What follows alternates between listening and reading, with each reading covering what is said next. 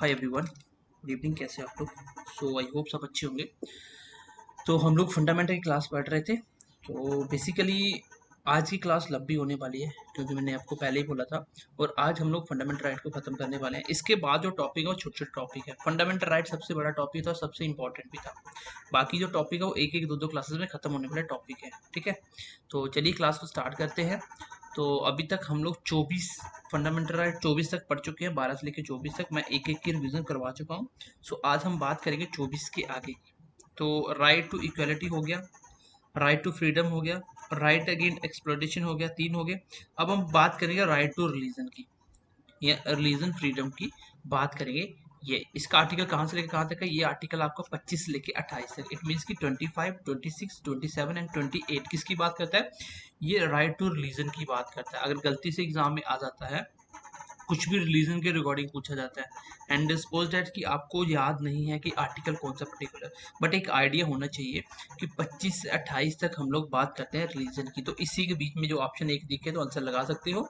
बाकी जब भी फंडामेंटल राइट का क्वेश्चन आता है तो वो आपको ऑप्शन ऐसे नहीं देगा, वो ऑप्शन बिल्कुल क्लोज देता है। इसलिए आपको फंडामेंटल राइट के सारे आर्टिकल पता होने चाहिए। 1 से लेके 50 तक आर्टिकल आपको बाय हार्ट याद हो जाएगा अगर आपने मेरे साथ साथ पढ़ने की कोशिश करी होगी तो। ठीक है, चलिए ये ऊपर वाली लाइन को मैं काट देता हूँ फिलहाल।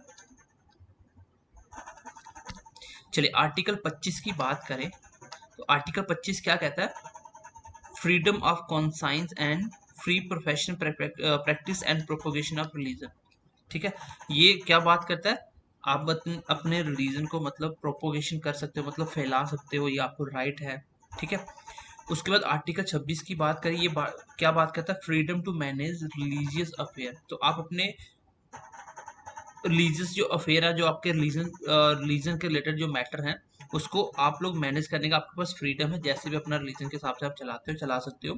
आर्टिकल 27 की बात करें, freedom as to payment of taxes for promotion of any particular religion. ठीक है, तो टैक्स की बात करता है इसमें, बेसिकल टैक्स की। और अगर 28 की बात करें तो freedom to attendance at religious instruction और religious workshop in certain education institute. तो ये हम एक एक पढ़ेंगे कि आप एजुकेशन इंस्टीट्यूट पे अपना लेक्चर्स इसके रिगार्डिंग दे सकते हो, क्या पढ़ा सकते हो किसी को रिलीजन के अकॉर्डिंग। तो ये एक्सेप्शन पे होते हैं और क्या क्या हो सकता है ये हम एक एक पढ़ेंगे। ये है आपका जो बुक में लिखा होता है, आप जो बुक्स पढ़ते हो इतना ही लिखा होता है। इसको समझना मुश्किल होता है, इसलिए हम लोग एक एक आर्टिकल को थोड़ा डिटेल्स में पढ़ाने की कोशिश करते हैं, सो एज आप लोगों को चीज़ों को डिफाइन कर पाओ और चीज़ों को याद रख पाओ एक्चुअली में क्या है ये। ठीक है, तो चलिए मैं एक एक करके स्टार्ट करता हूँ। आई होप कि आपने 4 आर्टिकल फिलहाल देखे होंगे। अभी हम पढ़ते हैं एक एक और आपको मैं वापस घूम के यहीं पे आता हूँ, फिर आपको इसका कंप्लीट मीनिंग समझ आएगा हर एक चीज़ की। तो चलिए एक बार इसको स्टार्ट करते हैं हम लोग आर्टिकल 25 से। चलिए गाइस, तो सबसे पहले हम बात करते हैं, मैंने आपको पढ़ाया था सेक्युलरिज्म। इंडिया कैसा है, इंडिया का नेचर कैसा है? सेक्युलरिज्म में मैंने बताया था आपको ये, जब मैंने आपको प्रेम पढ़ाया था। तो सेक्युलरिज्म का मतलब ये होता है कि इंडिया में हर एक धर्म क्या है? इक्वल बिफोर लॉ है। मतलब इंडिया किसी धर्म की कंट्री नहीं है। इंडिया में हर एक धर्म का इक्वल, सबके लिए इक्वल कानून है, सबके लिए सेम है। Every religion equal before law. तो लॉ के सामने हर एक रिलीजन इक्वल है। इसका मतलब ये भी होता है कि no relation of religion and country. There is no relation between religion and country. And ये पॉजिटिव सेक्युलरिज्म है।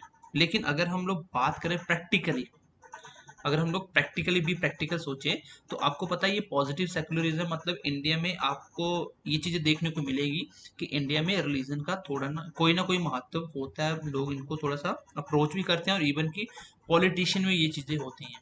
तो इन चीज़ों पे थोड़ा फोकस होता है पॉलिटिशियन का भी। और इंडिया में भी आपको पता है कि रिलीजन का होता है। जिस एरिया में जो रिलीजन के लोग ज़्यादा हैं वहाँ पे उनका थोड़ा सा क्या होता है, थोड़ा सा मतलब कि बोल सकते हैं एक तरह का डोमिनेशन होता है। ठीक है, तो आर्टिकल 25 क्या बात करता है इनडायरेक्टली आपको मैं समझाऊं। आप कोई भी धर्म को अपना सकते हो, कोई भी profession practice and propagation of religion कर सकते हो, फ्री हो आप उसके लिए। आप चाहे तो किसी को भी मोटिवेट कर सकते हो, अपने धर्म के बारे में पढ़ा सकते हो। लेकिन इसके भी लिमिटेशन होते हैं। सबसे पहले तो इनके जो मैं लिमिटेशन बताता हूँ, मतलब कि ऐसा नहीं कि आप हर जगह ये काम कर सकते हो। लिमिटेशन ये है कि सबसे पहले आपको ध्यान रखना है, सबसे पहले आपको ध्यान रखना है कि पब्लिक ऑर्डर का ध्यान रखना है। जो भी वहाँ पे पब्लिक ऑर्डर होगा उसका ध्यान रखना है। दूसरी चीज़, मोरालिटी अफेक्ट नहीं होनी चाहिए। तीसरी चीज़, हेल्थ पे कोई इफेक्ट नहीं आना चाहिए। तो इन तीनों चीज़ों को ध्यान में रखते हुए आप लोग ये आर्टिकल 25 का फ़ायदा ले सकते हो। इसका बेनिफिट होता है, ये चीज़ें इंप्लीमेंट होती हैं, लेकिन इन चीज़ों को ध्यान में रखते हुए।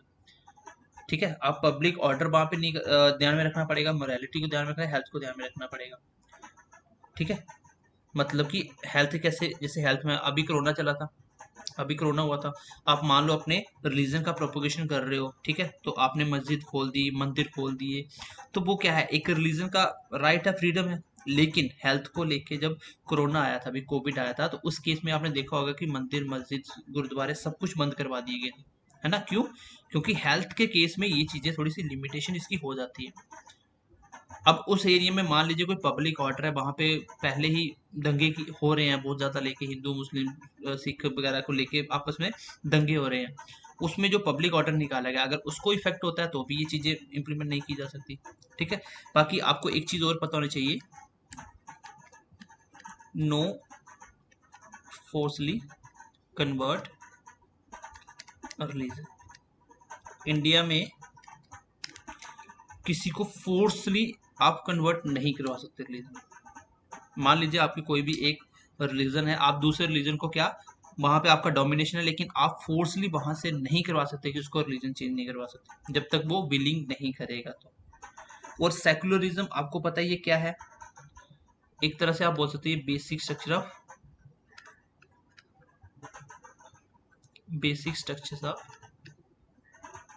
कॉन्स्टिट्यूशन है। तो आपको मैंने बताया था कि जो बेसिक स्ट्रक्चर्स होगा, केशव नंदा केस के बाद this is clearly mention that कि आप बेसिक स्ट्रक्चर को चेंज नहीं कर सकते, आप फंडामेंटल राइट को अमेंडमेंट नहीं कर सकते किसमें, जब बेसिक स्ट्रक्चर की बात आएगी। और बेसिक स्ट्रक्चर डिसाइड कौन करता है, वो प्रेसिडेंट करेगा आपका, और सॉरी वो आपका सुप्रीम कोर्ट करेगा टाइम टू टाइम। जैसे जैसे केस आते चलेंगे और बहुत सारी चीजें ऐड ऑन होती चलेगी, जैसे सेकुलरिज्म क्या हुआ था, एसआर बॉम्बे केस आया था, उसके बाद इसको बोला गया था कि जो सेकुलरिज्म है ये भी बेसिक स्ट्रक्चर्स ऑफ कॉन्स्टिट्यूशन है, इसको अमेंडमेंट नहीं किया जा सकता। ठीक है, अब एक चीज और होती है, जैसे आपको पता होना चाहिए, नो सिंग नेशनल एंथम।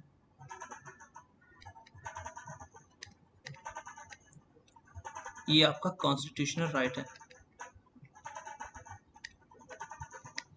मतलब ये हुआ कि मान लीजिए कहीं राष्ट्रीय गान बज रहा है, खड़ा होना ये तो बोला जाता है कि आप रिस्पेक्ट दीजिए, लेकिन अगर आप चाहते हो कि हमें नेशनल एंथम नहीं गाना, ठीक है, नहीं गाना, तो आप नहीं गाओगे, आपको कोई फोर्स नहीं कर सकता, आपको कोई फोर्स नहीं कर सकता, क्योंकि ये कॉन्स्टिट्यूशनल राइट है आपका, आप चुप रह सकते हो।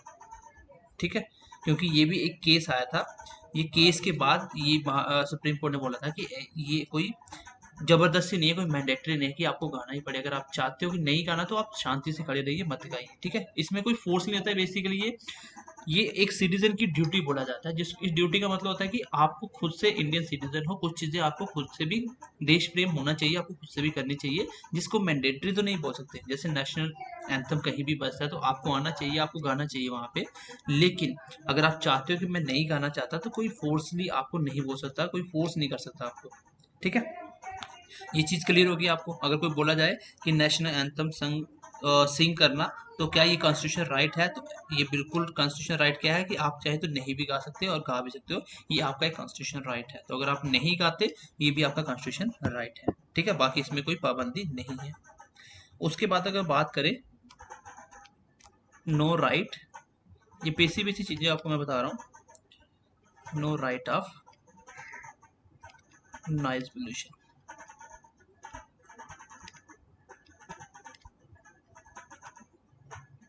जैसे आप देखते हो रिलीजियस सॉन्ग बजते हैं, कभी मंदिर में या गुरुद्वारे में या कभी मस्जिद में बहुत जोर से स्पीकर लगाए जाते हैं, लेकिन सुप्रीम कोर्ट ये सीधा सीधा कहता है कि ये कोई नॉइज पोल्यूशन फैलाना आपका कोई फंडामेंटल राइट नहीं है। नॉइज पोल्यूशन फैलाना आपका कोई फंडामेंटल राइट नहीं है। अगर ऐसा होता है, लेकिन मतलब कि अगर मान लीजिए आप मस्जिद में या मंदिर में या गुरुद्वारे में या कहीं भी चर्च में पूरी रात लाउडली आप स्पीकर लगाते हो, जिससे लोगों का क्या हो रहा है, नींद खराब हो रही है, लोग डिस्टर्ब हो रहे हैं, क्योंकि राइट टू स्लीप आपका फंडामेंटल राइट है, ये भी प्राइवेसी में आता है।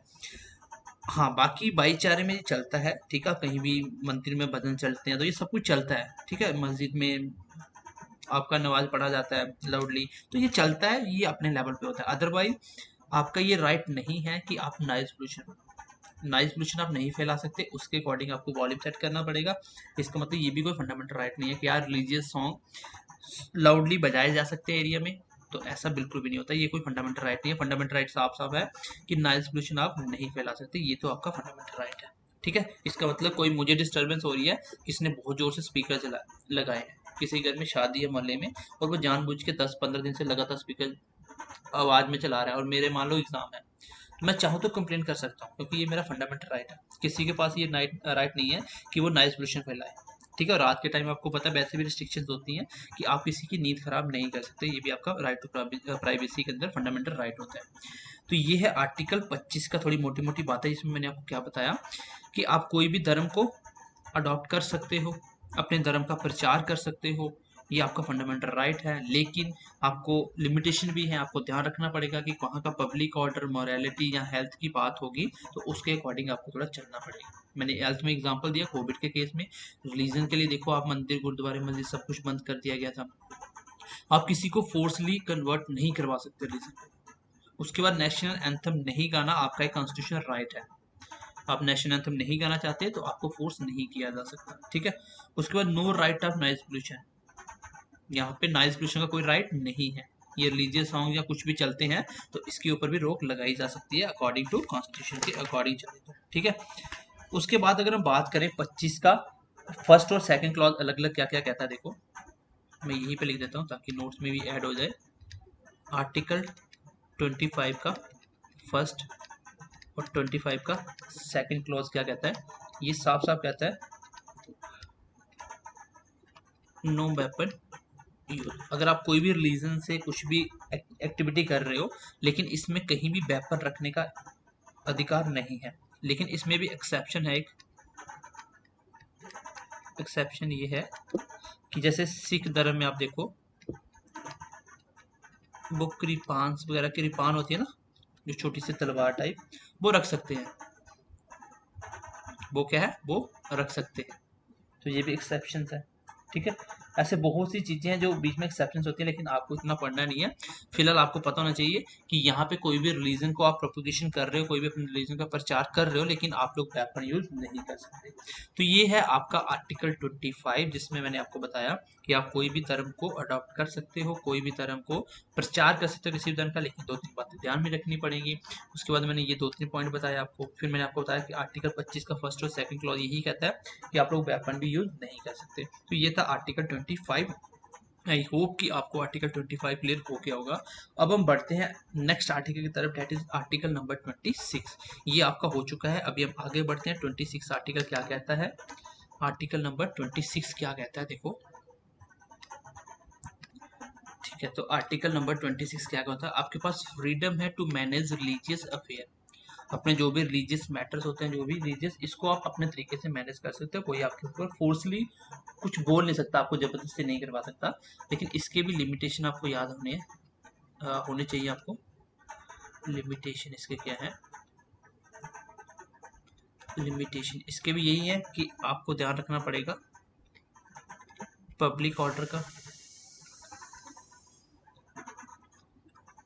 मोरालिटी का और हेल्थ का। अगर इनके ऊपर बात आएगी तो ये भी, इसके भी लिमिटेशन हो जाते हैं। तो बाकी इसमें खास कुछ पढ़ने वाला है ही नहीं है। लेकिन हाँ, आर्टिकल 27 की बात कर लेते हैं, उसमें भी क्या है, देखो आर्टिकल 27 क्या है। देखिए आगे क्या है, आर्टिकल नंबर 27 क्या कहता है।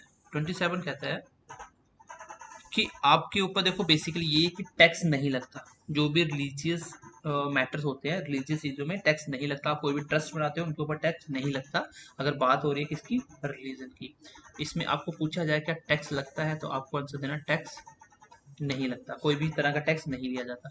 हाँ, एक चीज़ होती है कि फ़ी ली जा सकती है, फ़ी आपकी ली जा सकती है। जैसे आप 10-20 का एंट्री टिकट रख देते हो। ठीक है, मैं बोल सकता हूँ, जैसे आप बोल सकते हो एंट्री टिकट, कोई भी मंदिर के अंदर जाने के लिए या कहीं भी गुरुद्वारे के अंदर जाने के लिए हो सकता है कि एंट्री फ़ी रखी गई हो। ठीक है, एंट्री फ़ी रखी हो 10, 20, 50 हो, जितना भी वो ट्रस्ट डिफाइन करता है, जो भी उनका ओनर होंगे, जो भी डिफाइन करेंगे। बेसिकली जो रिलीजियस चीज़ों के ऊपर टैक्स नहीं लगता। एक तो आपको ये बात याद रखनी है, फ्रीडम आपके पास as to payment or taxes for promotion of any particular religion. अगर आप रिलीजन के रिलेटेड कोई भी ट्रस्ट बनाते हैं जो कुछ भी, उसके ऊपर टैक्स नहीं लगता। हाँ, फी रखी जा सकती है वहाँ पे, वो फी ले सकते हैं 10, 20, 25, 30 एंट्री की टिकट ले सकते हैं, इसमें कोई इशू वाली बात नहीं है। आर्टिकल नंबर अगर हम 28 की बात करें तो ये थोड़ा सा इंपॉर्टेंट हो जाता है। देखो मैं बताता हूँ आपको, बाद में इसकी एक बार रिवीजन कर लेंगे। देखिए आर्टिकल नंबर 28 क्या कहता है कि आपके पास फ्रीडम है to attendance at religious instructions और religious worship in certain education institute. मतलब कि बेसिक सी बात आपको याद रखनी है कि कोई भी अगर कोई इंस्टीट्यूट है उसमें आप लोग रिलीजियस नॉलेज दे सकते हो, इसके सब्जेक्ट के रिकॉर्डिंग कोई भी सब्जेक्ट रख सकते हो। मतलब आप रिलीजन के रिकॉर्डिंग पढ़ा सकते हो। जैसे आप देखते हो क्रिश्चियन हो गया, मुस्लिम हो गए, ये हिंदू हो गए, कोई भी इनका अगर पर्टिकुलर स्कूल होगा तो वो अपने मर्जी से नॉलेज दे सकते हैं। लेकिन यहाँ पे आपको ऐसा नहीं है कि हर जगह ये कंपलसरी नहीं है। जैसे मैं आपको बताता हूँ, आर्टिकल 28 का जो क्लॉज नंबर फर्स्ट है, इसमें साफ साफ बोला गया कि no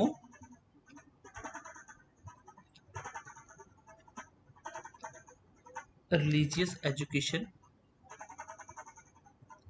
no religious educations allowed in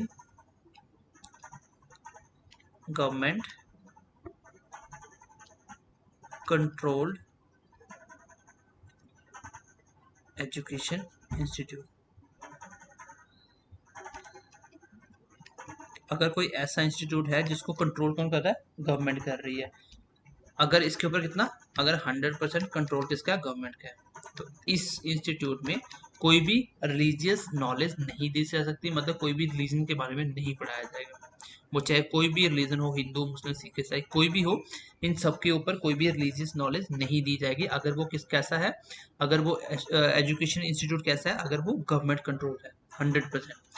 28 का जो सेकंड क्लॉज है वो क्या कहता है, वो कहता है कि इंस्टीट्यूट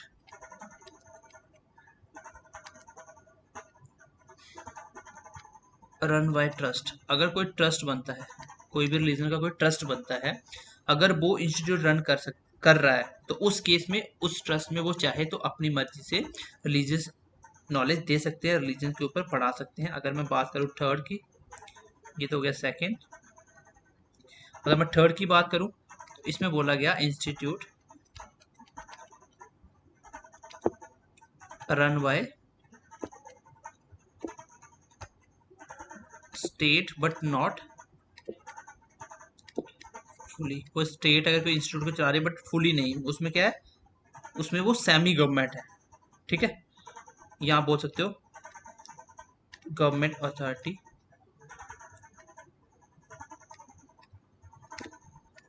इंस्टीट्यूट। मतलब कोई ऐसा इंस्टीट्यूट जिसमें गवर्नमेंट की अथॉरिटी ली है। जैसे आप बोल सकते हो प्राइवेट स्कूल है, जैसे प्राइवेट स्कूल है, इसमें और इसमें दोनों में क्या होगा, इन दोनों में, इसमें रिलीजन के रिलेटेड सब्जेक्ट पढ़ाया जा सकता है, रिलीजन के रिगार्डिंग पढ़ाया जा सकता है। मतलब कि आर्टिकल 28 ये कहता है कि कोई भी एजुकेशन इंस्टीट्यूट पे रिलीजन के रिलेटेड पढ़ाया जा सकता है। कोई भी रिलीजन अगर अपने आप को प्रमोट करना चाहता है तो वो पढ़ा सकता है। लेकिन उसकी एक्सेप्शन ये है कि अगर वो गवर्नमेंट स्कूल है, आप किसी फुली कंट्रोल गवर्नमेंट स्कूल में, वो कंट्री में कहीं भी हो, वहाँ पे आप लोग किसी रिलीजन के बारे में पर्टिकुलर नहीं पढ़ा सकते, पर्टिकुलर रिलीजन को प्रमोट नहीं कर सकते। हाँ, अगर वो क्या है, किसी ट्रस्ट के द्वारा चलाया जा रहा है या किसी स्टेट के द्वारा जो क्या है सेमी गवर्नमेंट है, या प्राइवेट स्कूल देखते हो आप लोग, उनके पास अथॉरिटी होती है क्या है, गवर्नमेंट की। जैसे आप देखो प्राइवेट में पढ़ते हैं, लेकिन आप भी प्राइवेट में पढ़ के आपके पास डिग्री है, सरकार देती है, क्यों, क्योंकि वो इंस्टीट्यूट प्राइवेट है लेकिन गवर्नमेंट का उसमें क्या है, अथॉरिटी दी हुई है। उस स्कूल में चाहे तो वो पढ़ाया जा सकता है, लेकिन कंपलसरी नहीं है, कंपलसरी नहीं है कि पढ़ाया ही जाएगा, ठीक है, वो मैंडेटरी नहीं है। तो ये थे आपके आर्टिकल राइट टू रिलीजन को लेके। सबसे पहले 25 आर्टिकल में साफ साफ बोलता है आप कोई भी रिलीजन को अडॉप्ट कर सकते हो, अपने रिलीजन को प्रोपोगेट कर सकते हो। फिर आर्टिकल 26 बात करता है आपके पास फ्रीडम है अपने रिलीजन को मैनेज करने की। उसके बाद 27 की बात करता है कि टैक्स फ्री होगा, रिलीजन के ऊपर टैक्स नहीं लगता, इतनी सी बात याद रखना। 28 क्या बोलता है, एजुकेशन की बात करता है कि रिलीजन की एजुकेशन नहीं दी जा सकती कोई भी सरकारी इंस्टीट्यूट में। बाकी तो कहीं भी अगर सेमी गवर्नमेंट है, जो प्राइवेट इंस्टीट्यूट है, तो वहाँ पे चलेगा। आर्टिकल नंबर 19 और 29 और 30 की बात कर लेते हैं। इसमें हम लोग right to cultural and education की बात की थी। फ्रीडम हो गया, उसके बाद इक्वालिटी हो गया, एक्सप्लॉयटेशन हो गया, रिलीजन हो गया, 5वें नंबर पे आता है right to culture and education right. आप हमने फंडामेंटल राइट बता दीजिए। चलिए अब ये किसकी बात करता है, सबसे पहले आर्टिकल 29 की बात करें तो आर्टिकल 29 क्या बोलता है, protections of interest of minorities, protections of interest of minorities. लेकिन एक चीज तो मैंने आपको पहले ही बोली थी, ओनली फॉर इंडियन सिटीजन। मैंने आपको कुछ आर्टिकल बताए थे कि जो सिर्फ इंडियन सिटीजन के लिए, जैसे 15, 16, 19, 29 और 30, ठीक है। इसमें जो 29 का जो फर्स्ट क्लॉज है इसका, ठीक है, 29 का जो फर्स्ट क्लॉज है ये क्या कहता है, ये कहता है कि लैंग्वेज को लेके, स्क्रिप्ट को लेके और कल्चर को लेके, तो जो भी माइनॉरिटीज होंगी, माइनॉरिटी कौन होता है, जिसकी पॉपुलेशन कम होती है, जिनका डोमिनेशन बहुत कम होता है, मतलब जो सबसे कम में आती है वहां पे, तो इनके पास अपना क्या है, राइट है, right of protection bye minorities. मतलब कि जो भी माइनॉरिटीज होगी उसके पास अपना राइट है प्रोटेक्शन का, किसको, अगर उनकी कोई अपनी मतलब ट्रेडिशनल कोई लैंग्वेज है या कोई स्क्रिप्ट है या कोई कल्चर है उनका, तो उनको बचाए रखने के लिए उनके पास राइट है कि वो क्या कर सकते हैं, इनको प्रोटेक्ट कर सकते हैं। ये इनका राइट दिया, ये बेसिकली इसलिए दिया है ताकि कोई भी जो माइनॉरिटी है उनका जो भी कल्चर्स होंगे, जो भी उनकी अपनी कोई लैंग्वेज होगी, तो उसको ताकि खत्म ना किया जा सके, वो अपनी कल्चर को बचाए रखने के लिए ये राइट दिया गया आर्टिकल 29 में कि वो अपने प्रोटेक्शन कर सकते हैं अपनी किसी भी लैंग्वेज को, स्क्रिप्ट को या कल्चर को लेके, ये उनका राइट है। तो इतना इंपॉर्टेंट आर्टिकल नहीं है, लेकिन फिर भी आपको थोड़ा सा याद रखना है। उसके बाद अगर हम बात करें आर्टिकल 30, तो 19 का सेकंड क्लॉज मैंने आपको बताया नहीं, छोड़ो वो कंफ्यूज कर देगा आपको, क्योंकि उसमें ये बोला गया है no discrimination educational institute on the basis of religion. वो तो आर्टिकल पहले ही बोला गया था जो, ठीक है, पहले आर्टिकल 15 में हमने पढ़ा था। अगर हम आर्टिकल 30 की बात करें, ठीक है, आर्टिकल 30 में बताता हूँ आपको, देखो आर्टिकल 30 की बात करें तो आर्टिकल 30 क्या बोलता है, ये छोटे छोटे आर्टिकल हैं। Right of minorities to establish and administer educational institute. मतलब की बात, इसका मतलब ये है कि जो भी माइनॉरिटीज हैं उनके पास ये राइट है कि वो अपने इंस्टीट्यूट क्या कर सकते हैं, एस्टेब्लिश कर सकते हैं, उनको चला सकते हैं। लेकिन आपको एक चीज मैं बता दूं कि आपने आर्टिकल 15 पढ़ा था, जिसका 5th पॉइंट क्या बोलता है, ये क्या बोलता है, ये यहाँ पे इम्प्लीमेंट नहीं होगा, नॉट इम्प्लीमेंट इन आर्टिकल 30। जैसे आपको पता है 15 क्या बात करता है, ये तो आपकी रिजर्वेशन की बात करता है ना, जैसे SC ST EWS को जैसे एडमिशन वगैरह में एक्सेट्रा में क्या होगा, कंसेशन मिलता है ना, जैसे वहाँ पे उनको कंसेशन मिलता है, उनकी फीसें कम की जाती हैं। लेकिन यहाँ पे ये इम्प्लीमेंट नहीं होगा अगर किसी रीजन ने, जो भी माइनॉरिटीज़ है वो, अगर वो माइनॉरिटीज़ हैं, कोई भी ऐसा माइनॉरिटी की कोई भी रिलीजन या कोई भी कास्ट या कुछ भी जिसने अपना इंस्टीट्यूट एस्टेब्लिश किया है, उस इंस्टीट्यूट में ये बात इंप्लीमेंट नहीं होगी। मतलब आप SC ST या EWS कोई भी कैटेगरी से आते हो तो आपको यहाँ पे रिजर्वेशन नहीं मिलेगा एडमिशन एक्सेट्रा में लेके, ठीक है, ये बात आपको याद रखनी है। तो आर्टिकल 15 का 5th पॉइंट यही कहता है, लेकिन ये साफ साफ क्या है कि ये इम्प्लीमेंट नहीं होगा आर्टिकल 30 के अंदर, ये इम्प्लीमेंट नहीं होगा। इसमें एग्जाम्पल देता हूँ, जैसे आप मान लीजिए, जैसे अलीगढ़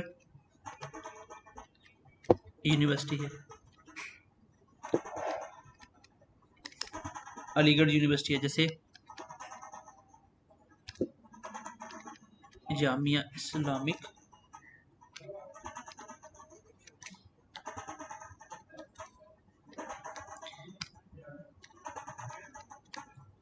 जामिया इस्लामिक यूनिवर्सिटी है।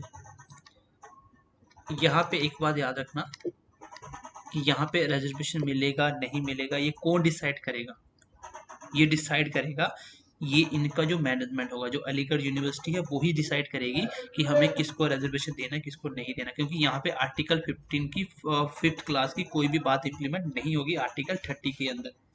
अगर आपको पूछा जाए क्या SC ST का रिजर्वेशन या EWS का जो रिजर्वेशन है एडमिशन को लेके, क्या वो अलीगढ़ यूनिवर्सिटी में इम्प्लीमेंट होगा, या बोल देगा कि नहीं होगा, ऐसा किस आर्टिकल में बोला गया, क्यों नहीं होगा, क्योंकि आर्टिकल 30 आपको ये बताता है कि जो भी माइनॉरिटीज़ है उनके पास राइट है कोई भी इंस्टीट्यूट को एस्टेब्लिश करने का, और वो इंस्टीट्यूट उन्हीं के हिसाब से चलेगा। अगर वो चाहते हैं रिजर्वेशन रखनी या नहीं रखनी, यहाँ मैंडेटरी नहीं होगा, वो उनके ऊपर डिपेंड करेगा कि रखना कि नहीं रखना। ठीक है, तो आर्टिकल 30 मैंने आपको बता दिया। अब आर्टिकल 30 के दो छोटे छोटे क्लॉज है, ये मैं आपको बता देता हूँ।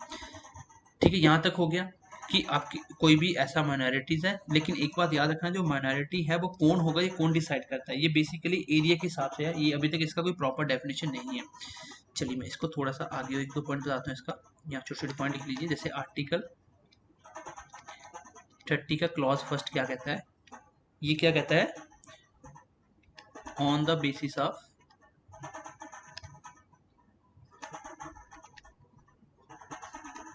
Language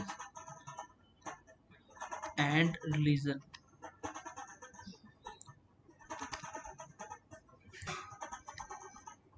can be established.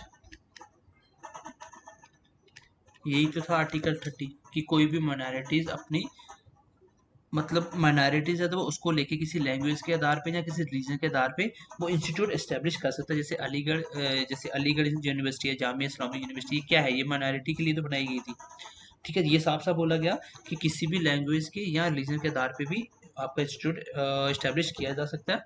और आर्टिकल 30 का जो सेकंड क्लॉज है वो क्या कहता है, ये क्या कहता है, ये कहता है, बोला कि जो भी माइनॉरिटी का इंस्टीट्यूट होगा, जो भी माइनॉरिटी का इंस्टीट्यूट होगा, यहाँ पे क्या होगा, नो डिस्क्रिमिनेशन,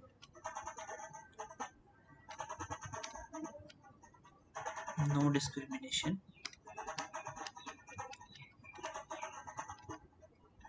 नो डिस्क्रिमिनेशन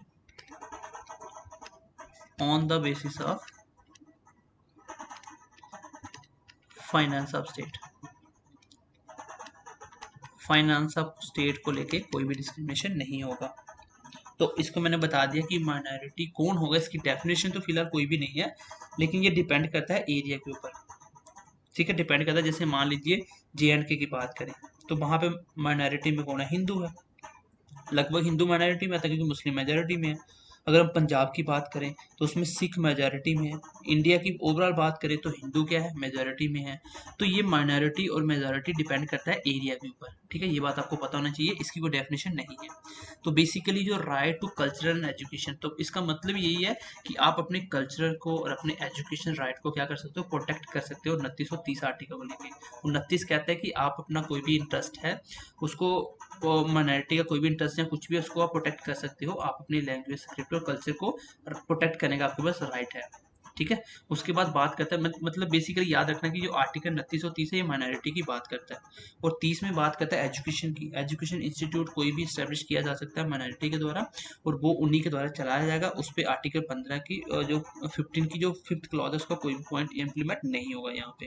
तो ये सीधा सीधा आर्टिकल 2930 की बात खत्म हुई। यहाँ पे हमने आर्टिकल 2930 भी खत्म कर दिया। अभी हम आगे बढ़ते हैं आर्टिकल लेके 31 को। और आपका जो आर्टिकल 32 है, 32 इज वेरी वेरी इंपॉर्टेंट। वहां से क्वेश्चन हमेशा एग्जाम में पूछा जाता है और उसको समझना थोड़ा सा डिफिकल्ट है, लेकिन हम लोग उसको अच्छे तरीके से डिटेल में पढ़ने की कोशिश करेंगे और आप पूरी की पूरी रिट भी समझ आ जाएंगी, जो आपकी मेन पावर है।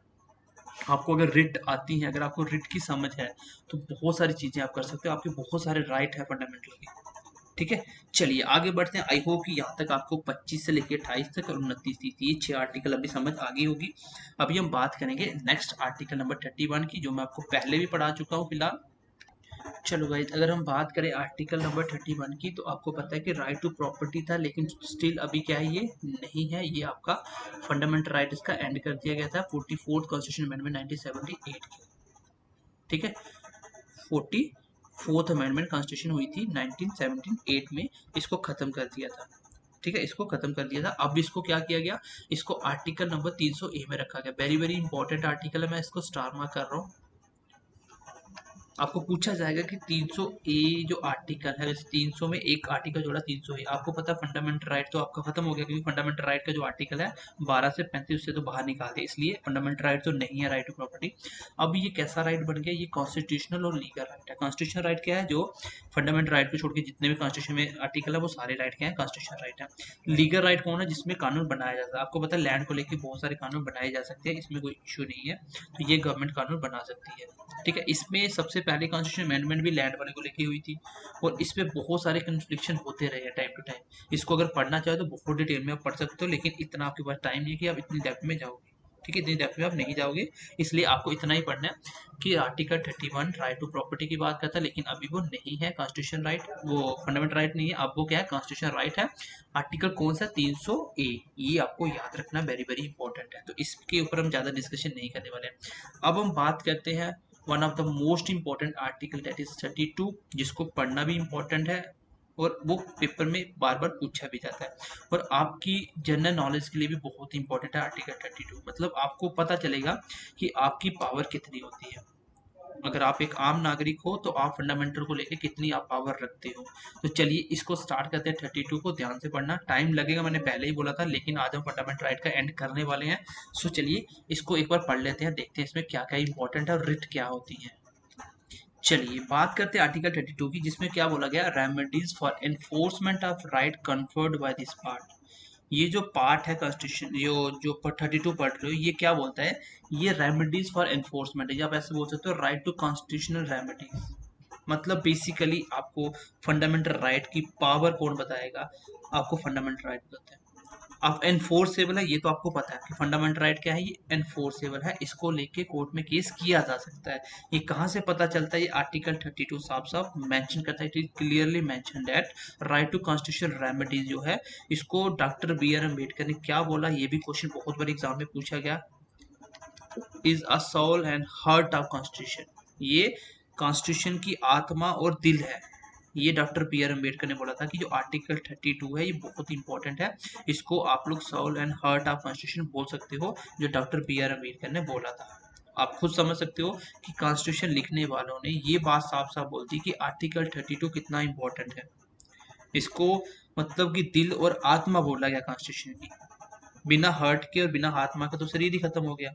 तो आप समझ सकते हो कितना इंपॉर्टेंट आर्टिकल है, इसलिए इसको हम लोग डिटेल में पढ़ेंगे और इसको सीखने की कोशिश करेंगे। बाकी जो 33, 34, 35 है छोटे छोटे आर्टिकल में बता दूंगा, इसको हम लोग डिटेल में पढ़ने की कोशिश करते हैं। ठीक है, यहाँ तक तो पता चल गया कि आर्टिकल 32 क्या है, राइट टू कॉन्स्टिट्यूशन रेमेडी की बात करता है। This is also a fundamental right, ये एक फंडामेंटल राइट है। इसको डॉक्टर बी आर अम्बेडकर ने कहा ये soul and heart of the constitution है। तो यहाँ तक तो आपको पता चल गया। अब आगे बढ़ते हैं गाइस, इसी को हम लोग डिटेल में पढ़ना स्टार्ट करते हैं। जो 32 का फर्स्ट क्लॉज है, ये क्या कहता है, ये बताता है हमें power of enforcement of fundamental right. मतलब फंडामेंटल राइट को इनफोर्सेबल तो बोला गया है, लेकिन इसकी पावर क्या है, ये आर्टिकल 32 के फर्स्ट क्लॉज में लिखा हुआ है। ये कैसा है, ये कैसा है, ये आपका एनफोर्सेबल है। एक तो मैं आपको पहले ही बोल चुका हूँ कि फंडामेंटल राइट क्या है, एनफोर्सेबल है, जस्टिसिएबल है, एंड क्या है, बाउंडेड है। क्या है ये, बाउंडेड है, ये मैं आपको पहले ही बता चुका हूँ। और ये आर्टिकल जो बीच बीच में पूछे जाते हैं ये आपको पता होना चाहिए। आर्टिकल जो 32 है, आर्टिकल 32 है, और आर्टिकल 226 इसके अकॉर्डिंग सुप्रीम कोर्ट और इसके अकॉर्डिंग हाई कोर्ट क्या कर सकते हैं, can take action if fundamental right effect. मतलब मान लो आपका कोई भी फंडामेंटल राइट हर्ट होता है, इतना तो आपको पता ही एनफोर्सेबल है।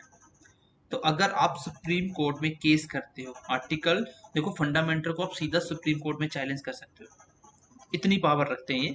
मतलब छोटे मोटे कोर्ट में सीधा सुप्रीम कोर्ट में जाके चैलेंज कर सकते हो। तो सुप्रीम कोर्ट आर्टिकल 32 के अकॉर्डिंग और आर्टिकल 226 के अकॉर्डिंग हाई कोर्ट क्या कर सकता है, इनके ऊपर एक्शन ले सकता है, इनके ऊपर क्या कर सकता है, एक्शन ले सकता है। फंडामेंटल राइट है किसी के हर्ट होते हैं तो। यहाँ तक तो आपको क्लियर हो गया कि फर्स्ट जो आर्टिकल 32 का फर्स्ट क्लॉज सीधा सीधा पावर बताता है कि फंडामेंटल राइट की एनफोर्सेबल पावर कैसी है। तो आपको पूछा जाएगा कि सुप्रीम कोर्ट फंडामेंटल इफेक्ट होने के ऊपर एक्शन ले सकता है, ये आपको कौन सा आर्टिकल है जो सुप्रीम कोर्ट को ये पावर देता है, तो आंसर होगा आर्टिकल नंबर 32। ठीक है। और आर्टिकल जो 32 है ये सीधा सीधा ये भी बोलता है, आर्टिकल जो 32 है ये सीधा सीधा ये भी बोलता है कि ये एक फंडामेंटल राइट है, ये तो आपने पढ़ लिया कि जो आर्टिकल 32 है ये तो आपको पता है एक फंडामेंटल राइट है, right to constitution remedy fundamental right है। इसमें ये भी बात क्लियरली मेंशन है कि सुप्रीम कोर्ट का जो ऑर्डर होगा ये क्या होगा, ये इम्प्लीमेंट होगा ऑन होल कंट्री। मतलब सुप्रीम कोर्ट जो भी डिसीजन देगा ये पूरी कंट्री में वैलिड होगा। ऐसा नहीं है कि अगर सुप्रीम कोर्ट ने डिसीजन दिया, राजस्थान कोई केस आया था उसको लेके, और वो अगर केस का जो भी कंक्लूजन निकलेगा, वो जो नया कानून या कोई भी नई बात बोली जाएगी वो पूरी की पूरी कंट्री में लागू होगी। उसके बाद इसी में एक चीज़ और बोली गई कि जो सुप्रीम कोर्ट के पास जुडिशरी रिव्यू की पावर होती है, इसके बारे में आपको डिटेल में पढ़ा चुका हूँ कि जुडिशरी रिव्यू क्या होता है, इसके ऊपर कैसे कैसे केस चले थे। पावर है वो कौन बताता है, वो आर्टिकल, एक तो मैंने बताया था जब 13 पढ़ाया था, मैंने बताया था आपको आर्टिकल 13, उसके बाद आर्टिकल 32। ठीक है। ये दोनों आर्टिकल के अकॉर्डिंग क्या होता है, सुप्रीम कोर्ट एक्शन ले सकती है। एक आर्टिकल 2 to 6 ये होते हैं सारे के सारे क्या है, ये होते हैं जुडिशियल रिव्यू की पावर। जुडिशियल रिव्यू क्या होता है मैं आपको पढ़ा चुका हूँ। ठीक है। जो आर्टिकल 13 है ये क्या करता है, जिस सुप्रीम कोर्ट को पावर देता है। आर्टिकल 32 है ये भी सुप्रीम कोर्ट को पावर देता है जुडिशियल रिव्यू की, लेकिन जो 2 to 6 है ये हाई कोर्ट को पावर देता है। ये किसको देता है, ये वाला, ये हाई कोर्ट को पावर देता है, और ये दोनों किसको देते हैं, ये सुप्रीम कोर्ट को देते हैं। लेकिन अगर आप देखो जो आर्टिकल 2 to 6 है उसमें ये नहीं लिखा हुआ कि सुप्रीम कोर्ट के पास जुडिशियल रिव्यू की पावर है, लेकिन प्रैक्टिकली देखो तो सुप्रीम कोर्ट 2 to 6 के अकॉर्डिंग ही वो अपने जुडिशियल रिव्यू को करता है। जुडिशियल रिव्यू क्या होता है, कोई भी अगर कानून बना तो उसको जुडिशरी आपका रिव्यू करेगी, क्या ये किसी भी आर्टिकल को इफेक्ट तो नहीं कर रही, उसको देख के वो उसको पास करेगी, या उसको फेल करके वो अनकॉन्स्टिट्यूशन हुआ तो उसको वो वहीं पे नल एंड वाइड कर देगी। तो आर्टिकल यहाँ से इंपॉर्टेंट आर्टिकल आपको याद रखने हैं। कौन कौन से आर्टिकल इंपॉर्टेंट है, एक तो आर्टिकल 32 ये तो आपको पता है कॉन्स्टिट्यूशन रेमेडी की बात करता है। आर्टिकल 13 में आपको पढ़ा चुका हूँ। फिर article 2 to 6 very very important. अब आपको देखो ये आर्टिकल अगर पेपर में आता है तो ये तो नहीं कह सकते कि ये आर्टिकल कहाँ से बीच में से उठा के डाल दिया, ये तो कोई भी याद नहीं रखेगा। तो 2 to 6 आर्टिकल जो होगा वो क्यों इंपॉर्टेंट है, आपको पता है उसमें हाई कोर्ट के पास पावर होती है जुडिशियरी रिव्यू की। हालांकि रिटर्न में तो ये नहीं लिखा हुआ, लेकिन प्रैक्टिकली भी उसको यूज करती है, इसलिए आर्टिकल इंपॉर्टेंट है। ठीक है। बहुत सारे आर्टिकल्स हैं जो आपको साथ साथ याद हो जाएंगे। ये आर्टिकल क्या है, इंपॉर्टेंट आर्टिकल है। आई होप कि यहाँ तक आपको मेरी बात समझ आई होगी कि आर्टिकल 32 क्या बोलता है, सीधा सीधा कि एनफोर्समेंट जो होता है वो फंडामेंटल राइट की कितनी पावर रखता है, कितनी फोर्सली आप लोग उसको एनफोर्स कर सकते हो। आर्टिकल 32 का फर्स्ट क्लास क्लियरली मेंशन करता है कि जो एनफोर्सेबल भी है, जस्टिबल भी है, बाउंडेड भी है। आर्टिकल 32 के अकॉर्डिंग और आर्टिकल 2 to 6 के अकॉर्डिंग सुप्रीम कोर्ट और हाई कोर्ट क्या करते हैं, ये फंडामेंटल राइट अफेक्ट होने पे एक्शन ले सकते हैं। और 2 to 6 के अकॉर्डिंग ही हाई कोर्ट क्या करता है, जुडिशियल रिव्यू भी कर लेता है। हालांकि लिखा तो नहीं है, लेकिन आप बोल सकते हो कि जुडिशियल रिव्यू जो करता है वो 2 to 6 को लेके ही करता है। लेकिन सुप्रीम कोर्ट के पास क्लियरली मेंशन्ड है, 32 आर्टिकल साफ साफ बोलता है कि जुडिशियल रिव्यू की पावर है। इवन कि आर्टिकल 13 भी यही बोलता है, आर्टिकल 32 भी यही बोलता है कि सुप्रीम कोर्ट के पास जुडिशियल रिव्यू की पावर है। आर्टिकल 13 मैंने आपको डिटेल में पढ़ाया था, ये चीजें मैंने आपको बताया था सारा। ठीक है। कौन कौन से केस हुए थे, किस किस को जुडिशियल रिव्यू में डाला गया, तो मैंने आपको ये बताया था। ठीक है। तो यहाँ तक तो हमने पढ़ लिया। अब हम बात करते हैं कि फंडामेंटल राइट को एनफोर्स करवाने के लिए एक PIL का कॉन्सेप्ट होता है, पब्लिक इंटरेस्ट लिटिगेशन का कॉन्सेप्ट होता है। PIL क्या होता है, आपने बहुत सुना होगा कि PIL कर दो फाइल, PIL फाइल कर दो, कुछ भी होता है तो अपने आप जवाब आ जाएगा। आप चाहे तो आप भी आप घर से बैठे बैठे PIL सुप्रीम कोर्ट में सीधा सीधा फाइल कर सकते हो। ठीक है, अब मैं आपको इसके बारे में पढ़ाता हूँ, क्योंकि ये बहुत ही इंपॉर्टेंट है कि आपकी कितनी पावर है। फंडामेंटल राइट अगर आपके हर्ट होते हैं तो आप किस तरीके से कोर्ट में जा सकते हो। देखिए, इसका मैं कॉन्सेप्ट भी बताता हूँ आपको। यहाँ तक तो आई होप कि आपको समझ आ गया होगा, क्योंकि इसके आगे हम रिट पढ़ने वाले हैं। ध्यान रखना, बहुत इंपॉर्टेंट है रिट भी, बच्चों को ईजिली समझ आती नहीं है रिट। ठीक है, अभी हम बात करेंगे in order to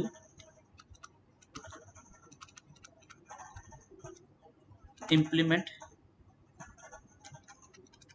fundamental right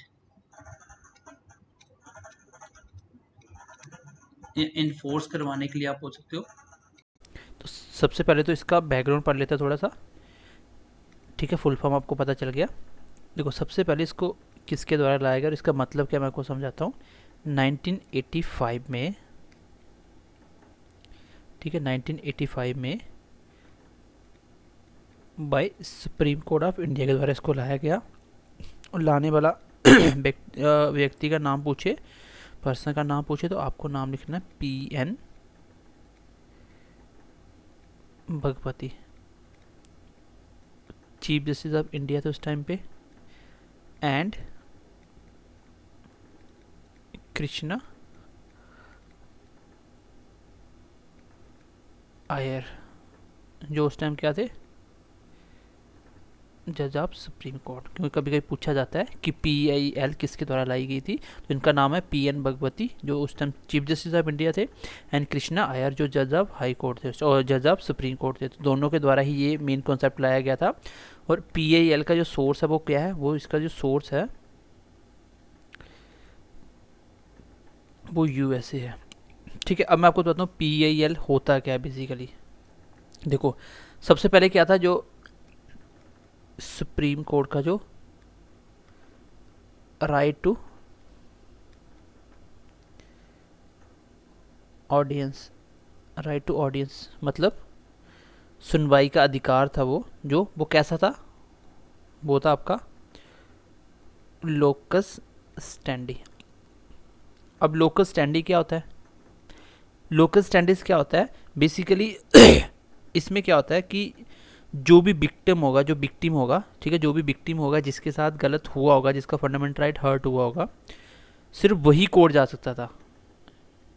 तो ये पहले इसी फंडामेंटल राइट का था, वो उसका जो राइट टू ऑडियंस था, उसमें जो फंडामेंटल राइट, जो सुनवाई का अधिकार था, वो क्या था, वो लोकस स्टैंडी था। लोकस स्टैंडी का मतलब मीन्स ओनली विक्टिम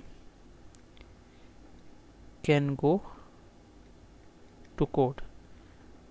मीन्स कि जिसका फंडामेंटल राइट हर्ट हुआ, अगर वो केस करना चाहता तो वही पर्टिकुलर बंदा कोर्ट में जा सकता है। इससे क्या होता था, जो पुअर इंसान, क्योंकि जो भी पुअर आदमी, जो गरीब बंदा होता है, तो वो बेसिकली इतना अप्रोच नहीं कर सकता।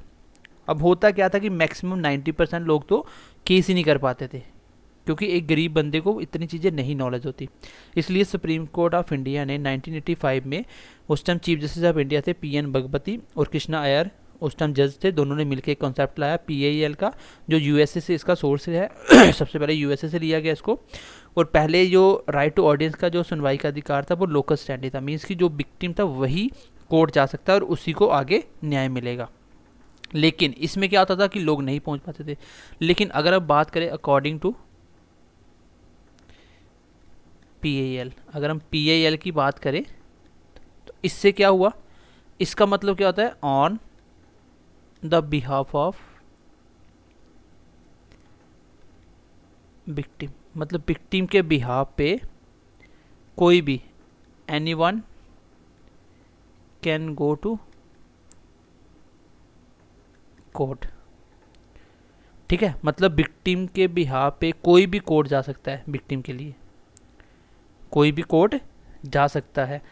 जैसे आपको पता है, अगर कोई गरीब आदमी के साथ गलत होता है तो बहुत सारी पॉलिटिशियन पार्टी खड़ी हो जाती है उनके साथ कि गलत हुआ, आवाज़ उठाती हैं। जैसे बहुत सारे NGO बने हुए हैं, ठीक है, ये सारे क्या होते हैं, ये किसी भी के साथ गलत होता है तो ये इनके लिए केस लड़ते हैं। अब इससे ऐसा करने से क्या हुआ कि फंडामेंटल राइट के ऊपर बहुत सारी PIL लोगों ने फाइल की, मतलब बहुत सारे लोगों के केस आना शुरू हो गए। तो सीधा सीधा इफेक्ट पड़ा, क्योंकि पहले क्या होता था कि PIL जो था नहीं था जब, तब क्या था लोकल स्टैंडी का इनका राइट टू ऑडियंस का तरीका था, उससे क्या होता था कि ये एक पुअर जो इंसान है वो कोर्ट तक अप्रोच नहीं कर पाता था, एक पुअर पर्सन कोर्ट तक नहीं जा पाता था। बहुत सारे केस ऐसे होते थे जिसको वो कोर्ट में चैलेंज करता ही नहीं था, क्योंकि पता ही नहीं था, इतनी नॉलेज किसके पास होती है कोर्ट की, पढ़ा लिखा इंसान होगा वही कर पाएगा। लेकिन इससे क्या हुआ कि आप लोग PIL के अकॉर्डिंग सीधा कोर्ट में केस कर सकते हो किसी के बिहाफ पे भी, तो ये इसका फ़ायदा हो। उसके बाद नंबर ऑफ़ केसेस इंक्रीज़ होना स्टार्ट हो गए। तो ये है आपका PIL का कॉन्सेप्ट। ये PIL कब लगाई जाती है? जब आपका फंडामेंटल राइट हर्ट होता है, ठीक है। और इसमें आप लोग PIL में क्या होता है, आप लोग फ्री ऑनलाइन केस फाइल कर सकते हो। कितना? Free of charge. यहाँ पे आप फ्रीली, अगर आपका फंडामेंटल राइट हर्ट होता है देन आप PIL लगा सकते हैं सीधा सुप्रीम कोर्ट में, ठीक है, और वो भी ऑनलाइन फ्री में। तो अगर लीगल होगा तो उसके ऊपर एक्शन भी लिया जाएगा। चलिए अब आगे बढ़ते हैं। आर्टिकल 32 का फर्स्ट पॉइंट तो हो गया, वो मैंने पहले पढ़ा दिया। अब आर्टिकल 32 का सेकंड पॉइंट बताता हूँ आपको। यहाँ तक तो हो गया आपका। चलिए अब देखिए आर्टिकल 32 का सेकंड पॉइंट।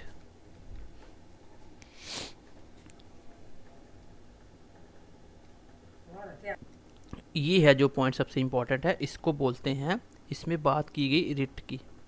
तो ये सीधा सीधा आर्टिकल पूछा जा सकता है कि रिट आप लोग फाइल कर सकते हो, ये कौन से आर्टिकल में लिखा है? ये 32 का सेकंड क्लॉज में लिखा हुआ है। 32 का सेकंड क्लॉज क्या कहता है कि supreme court and high court have power of writ. अगर बात करें हम लोग सुप्रीम कोर्ट की तो ये आर्टिकल 32 के अकॉर्डिंग करता है, बात करें हाई कोर्ट की ये 226 आर्टिकल के तहत करता है। और रिट का सोर्स क्या है? सोर्स है इसका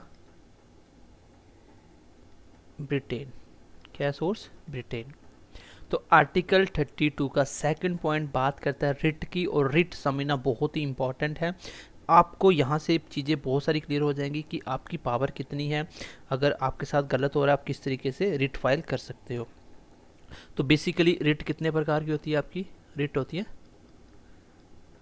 5 होती है। कौन कौन सी होती है वो मैं लिखवा देता हूँ एक बार। सबसे पहले लिखिए आप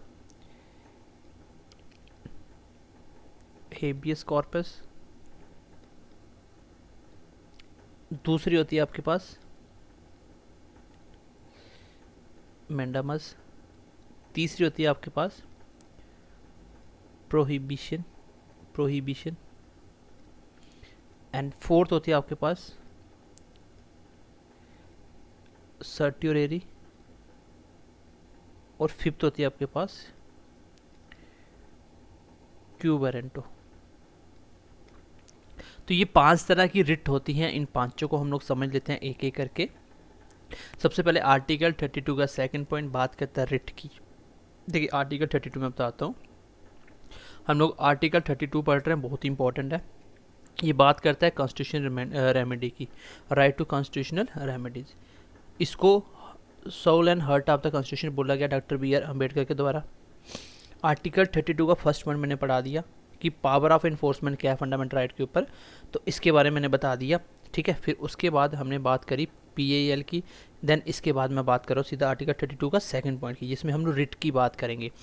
अब रिट कौन कौन सी हो सकती है, कैसी कैसी रिट फाइल कर सकते हो? एक होती है habeas corpus and mandamus, prohibition और सर्ट्योरेरी एंड देन क्यू वारंटो। ये 5 प्रकार की रिट होती है, ठीक है। और रिट जो आपकी रिट होती है, आपको पता ये पावर फिलहाल सुप्रीम कोर्ट के पास है और हाई कोर्ट के पास है। अगर हम सुप्रीम कोर्ट की बात करें, ये रिट उसी टाइम लगती है ओनली ऑन फंडामेंटल राइट। तो सुप्रीम कोर्ट जो रिट के ऊपर मतलब आगे डिसीजन ले सकता है, रिट के ऊपर पावर इनके पास है, वो सिर्फ only and only fundamental right के ऊपर है। लेकिन अगर हम बात करें हाई कोर्ट की, तो इनके पास जो पावर है, पावर ऑफ जो रिट है, वो किस किस के ऊपर है? एक तो वो फंडामेंटल राइट के ऊपर भी है, उसके बाद कॉन्स्टिट्यूशनल राइट के ऊपर भी है, कॉन्स्टिट्यूशन राइट के ऊपर भी है, देन इसके बाद लीगल राइट के ऊपर भी है, ठीक है। लीगल राइट के ऊपर जैसे आरटीए मैंने बताया भी था। सुप्रीम कोर्ट सिर्फ और सिर्फ फंडामेंटल राइट के ऊपर इनके पास रिट की पावर होती है, लेकिन अगर हाई कोर्ट की बात करें तो इनके पास कौन कौन सी पावर है, फंडामेंटल राइट के ऊपर भी रिट की पावर है, कॉन्स्टिट्यूशन राइट के ऊपर भी और लीगल राइट के ऊपर भी है। जो सुप्रीम कोर्ट है वो अपनी रिट का पावर किसके आर्टिकल के अकॉर्डिंग करता है, 32 आर्टिकल के। इसमें आर्टिकल कौन सा आता है, 226। 226 तो बहुत इंपॉर्टेंट है। तीसरी ये है कि ये इनके लिए क्या है, एक बाउंडेड है। कैसी है ये बाउंडेड है, मतलब इनको करनी ही होगी। कोई रिट फाइल कर रहा है तो इनके उसके ऊपर डिसीजन लेना ही होगा। लेकिन यहाँ पे क्या होता है, ये कैसा है, ये आपका डिस्क्रिशनरी है। ये इनके पास डिस्क्रिशनरी पावर है, मतलब ये हाई कोर्ट की मर्जी है कि वो केस ले या ना ले। लेकिन यहाँ पे सुप्रीम कोर्ट के केस में ये बाउंडेड है, उनको केस लेना ही पड़ेगा। तो रिट बेसिकली सुप्रीम कोर्ट और हाई कोर्ट दोनों यूज़ करते हैं, ठीक है। और जो सुप्रीम कोर्ट करता है वो क्या करता है, वो सिर्फ और सिर्फ फंडामेंटल राइट के ऊपर पावर ऑफ रिट का इस्तेमाल कर सकता है। लेकिन हाई कोर्ट फंडामेंटल राइट हो, चाहे कॉन्स्टिट्यूशन राइट हो, चाहे लीगल राइट हो, इन सब के ऊपर वो राइट रखता है, पावर रखता है आर्टिकल 226 के अकॉर्डिंग, एंड सुप्रीम कोर्ट 32 के अकॉर्डिंग। तीसरा पॉइंट है कि यहाँ पे बाउंडेड है, सुप्रीम कोर्ट में रिट बाउंडेड है, लेकिन इसमें क्या है, डिस्क्रिशनरी है, पावर है इनके पास, मतलब इनकी अपनी पावर है, वो चाहे तो केस ले या ना ले, ठीक है। ये इनकी अपनी पावर है। तो रिट कौन कौन सी है, 5 रिट है। एक हैबियस कॉर्पस है, मैंडामस है, और प्रोहिबिशन है, उसके बाद सर्टियोरेरी है, देन क्यू वारंटो है। चलिए अब एक एक करके रिट पढ़ लेते हैं। अब रिट देखते हैं क्या है, आपकी पावर कहाँ कहाँ है। देखिए सबसे पहले हम बात करेंगे हैबियस कॉर्पस के ऊपर। हैबियस कॉर्पस, इसका मतलब क्या होता है, जब आप बुक में पढ़ोगे तो इसके ऊपर सीधा से लिखा टू हैव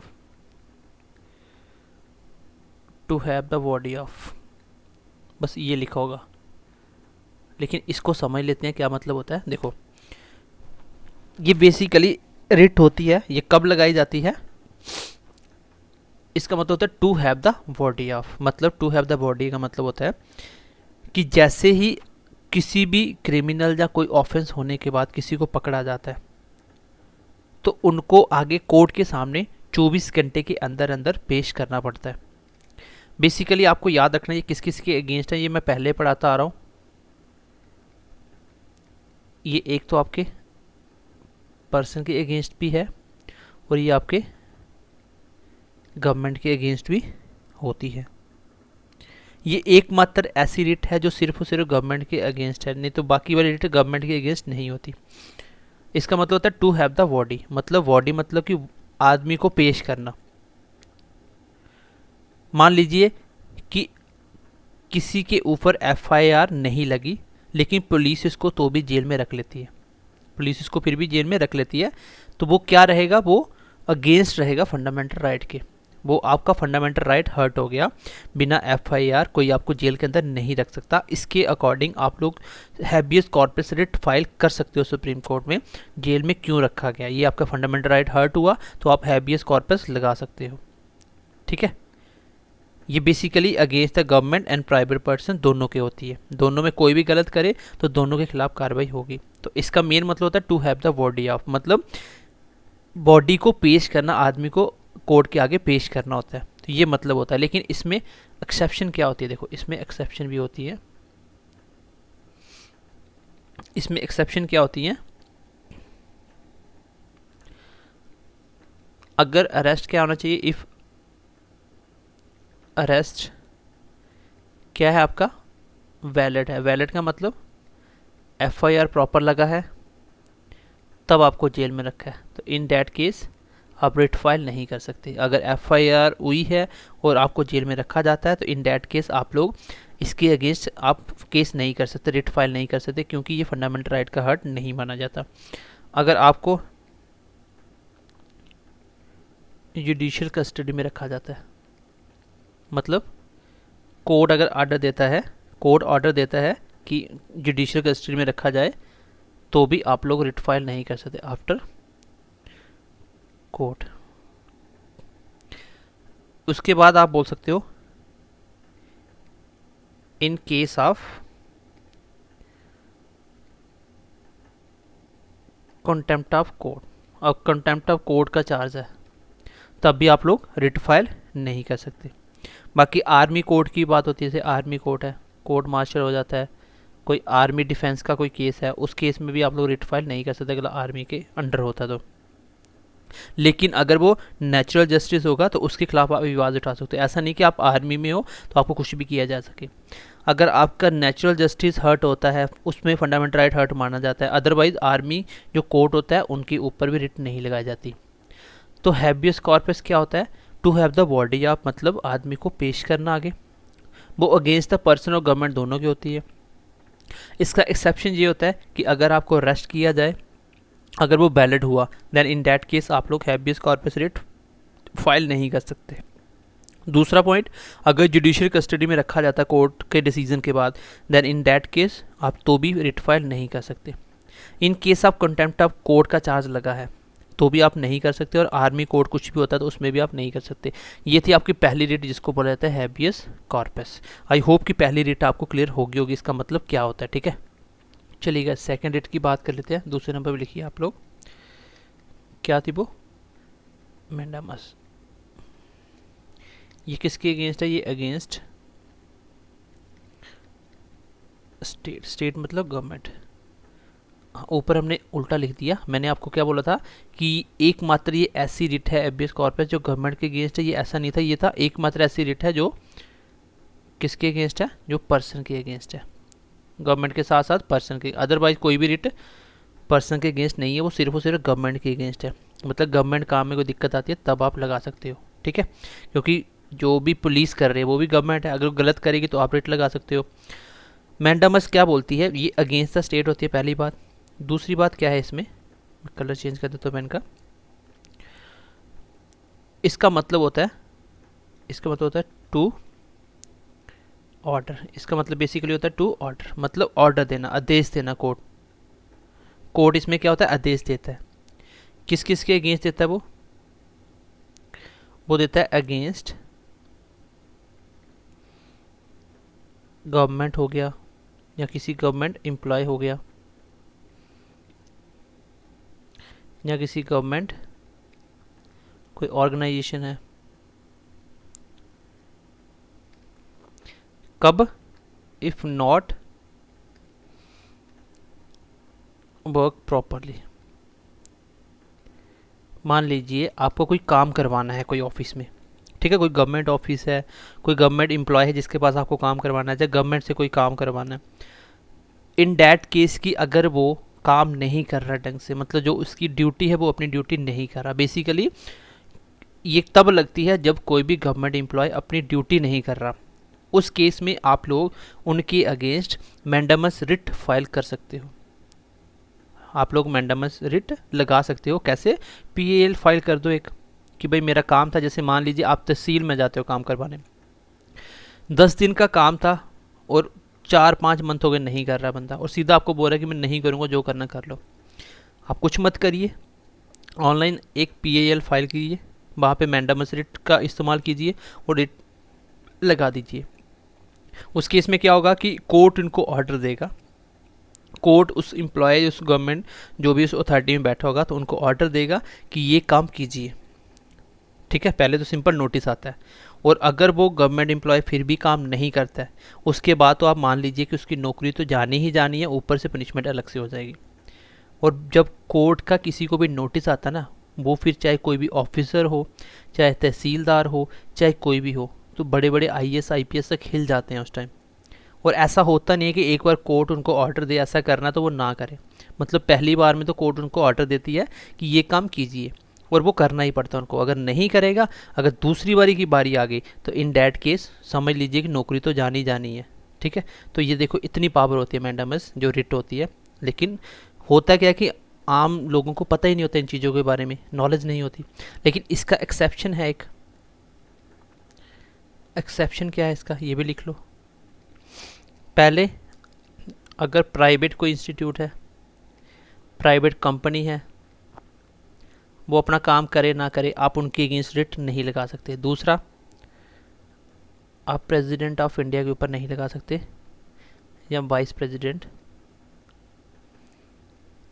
नहीं, इनके अगेंस्ट रिट फाइल नहीं कर सकते। या कोई जुडिशरी ऑर्डर आया, जुडिशियल ऑर्डर, तो इस ऑर्डर के अगेंस्ट भी आप लोग रिट फाइल नहीं कर सकते। या आप लोग गवर्नर के अगेंस्ट रिट फाइल नहीं कर सकते। तो ये कुछ एक्सेप्शन है। अदरवाइज़ आप किसी भी गवर्नमेंट एम्प्लॉय के ऊपर रिट लगा सकते हो। अगर वो अपना काम प्रॉपर नहीं कर रहा है तो आप लोग मैंडामस लगा सकते हो। तो मैंडामस कैसे याद रखोगे? मैंडामस से देखो फीलिंग आ रही है जैसे होता है ना, काम बड़ा मंदा चल रहा है, मंदा। तो मंदा मतलब स्लो स्लो, और कोई काम आपका नहीं करता, पीछे पीछे लटका रहा है ना, मतलब मंदा कर रहा है। तो इन डैट केस आप लोग मैंडामस रिट लगा सकते हो कि काम अगर नहीं करेगा तो प्रॉपर। ठीक है, ये है आपकी दो रिट। एक रिट थी हैबियस कॉर्पस, वो मैंने आपको बता दी, to have the body of, ये अगेंस्ट द पर्सन और गवर्नमेंट दोनों को लगती है। ये एकमात्र ऐसी रिट है जो पर्सन के अगेंस्ट भी लगाई जा सकती है। ठीक है, आगे देखिए दूसरी रिट है मैंडामस। ये मैंने आपको बता दी, ये अगेंस्ट द गवर्नमेंट होती है।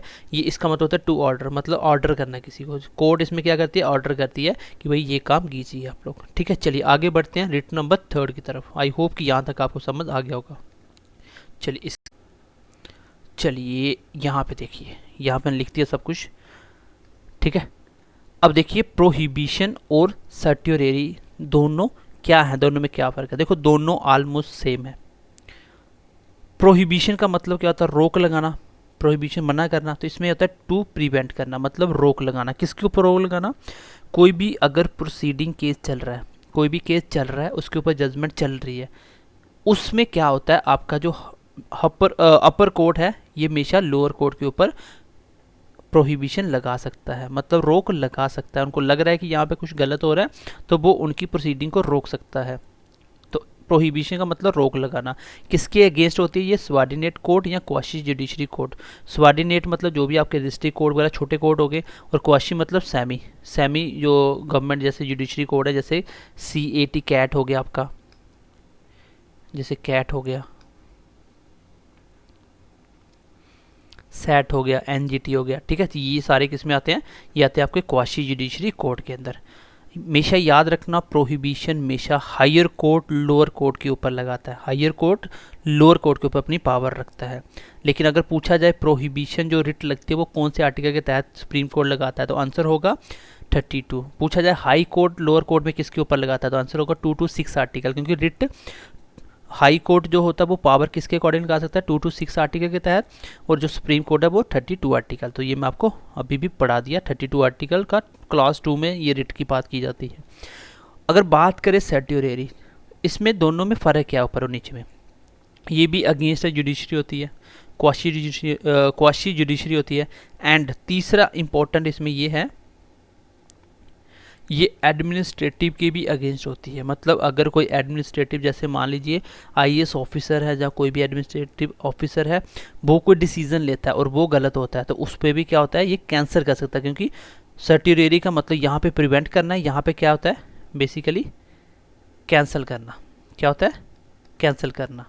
टू बी सर्टिफाइड करना। टू बी सर्टिफाइड का मतलब एक तरह से मान लो कि पूरा प्रूफ मांगना प्रॉपर। जैसे मान लीजिए लोअर कोर्ट ने फाइनल जजमेंट दे दिया, कोई केस चल रहा था और फाइनल डिसीजन दे दिया कि इसकी ये गलती है, ये जो उनके ऊपर हम पनिशमेंट लगा रहे हैं। सबसे पहले तो जो अपर कोर्ट होगा वो चेक करेगा क्या वो नेचुरल जस्टिस था, क्या वो बियॉन्ड द पावर डिसीजन तो नहीं था, मतलब जो उनकी अपनी पावर है उससे बाहर जाके डिसीजन तो नहीं लिया गया। वो तीसरा वो फैक्ट चेक करेगा, जो अपर कोर्ट है वो केस के फैक्ट चेक करेगा, क्या तीनों चीज़ें सही हैं। अगर ये तीनों में कुछ उनको गलत लगता है तो इन डैट केस जो अपर कोर्ट है वो जजमेंट को कैंसिल भी कर सकता है। ऊपर वाले में ध्यान देना, यहाँ पे प्रोसीडिंग केस था, केस अभी चल रहा था, उसको रोक लगाएगी। यहाँ पे जजमेंट आ चुका था लेकिन तो भी कैंसिल करके वो केस अपने पास ले सकता है।